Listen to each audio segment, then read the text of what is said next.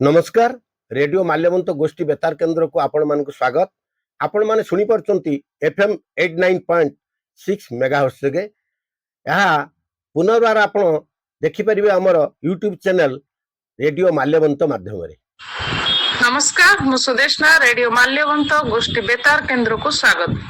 सरकारी कार्यालय गुड़िकर 100% स्वच्छता बजाय रखा प्रथम थर मालकानगिरी जिला प्रशासन पक्षरु अभिनव प्रयास आरंभ होईछि।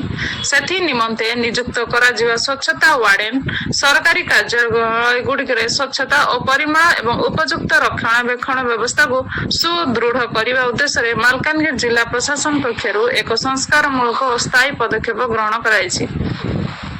जिलापाल और जिला मजिस्ट्रेट प्रथमेश अरविंद राजश्री द्वारा जारी यही कड़ा निर्देशनामा अनुसार जिलार प्रत्येक सरकारी कर्मचारी कार्यालय एणिकी जड़े दायित्ववान अधिकारी को स्वच्छता वार्डन भाव मनोनीत करने बाध्यतामूलक उक्त निर्देश अनुसार संपृक्त कार्यालय मुख्य द्वारा मनोनीत यही अधिकारी जनक संपूर्ण कार्यालय परिसर स्वच्छता एवं दैनिक परिमल व्यवस्था को सुनिश्चित करने मुख्य नोडाल अधिकारी भाव कार्य करेंगे।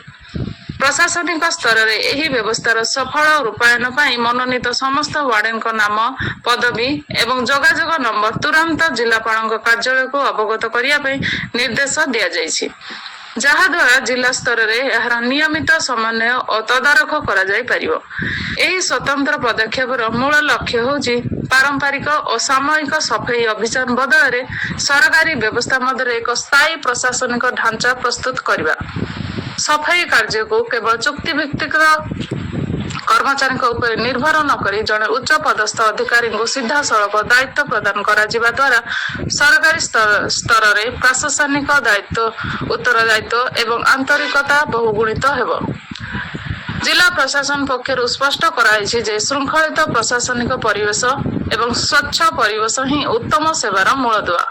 सरकारी कार्यालय परिसर में स्वच्छ रहिबा द्वारा जनसाधारण को उन्नत और श्रृंखलित सेवा मिलवा द्वारा सहायक हेबो।